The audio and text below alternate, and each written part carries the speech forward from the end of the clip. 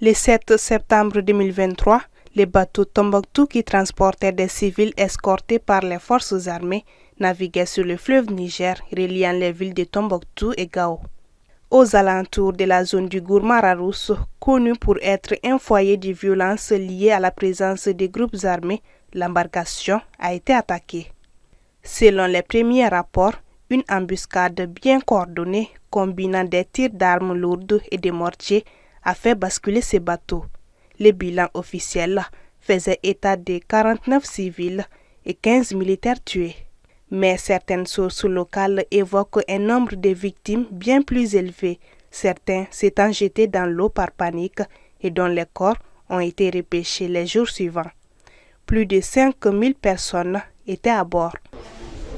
Donc,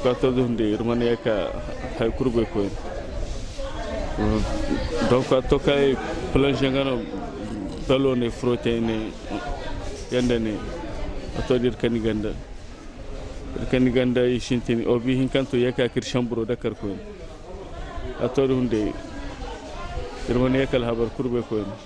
Vraiment, il y a eu une explosion. L'explosion a causé un incendie et à travers l'incendie, vraiment, il y a des gens qui ont été brûlés. Ils ont été brûlés. Il y a d'autres qui ont eu des éclats de projectiles, voilà, qui les ont perforés. Nous n'avons pas encore oublié les séquelles de l'attaque des bateaux. Voilà, il y a un problème.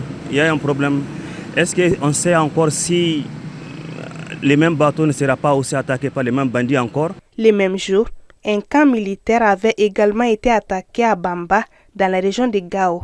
Selon les bilans officiels, l'attaque aurait causé la mort de 64 personnes, dont 49 civils. Revendiquée par le groupe de soutien à l'islam et aux musulmans, cette attaque avait créé l'émoi dans l'opinion et une forte vague de soutien. Pour un rappel également, au lendemain de l'attaque du bateau, le 8 septembre 2023, le procureur du pôle antiterroriste a annoncé l'ouverture d'une enquête judiciaire dont les conclusions n'ont pas encore été rendues publiques. Les autorités ont déclaré, elles, 3 jours de deuil national et le président de la transition, le colonel Assimi Goïta, a promis de débloquer une somme de 250 000 francs CFA par rescapé.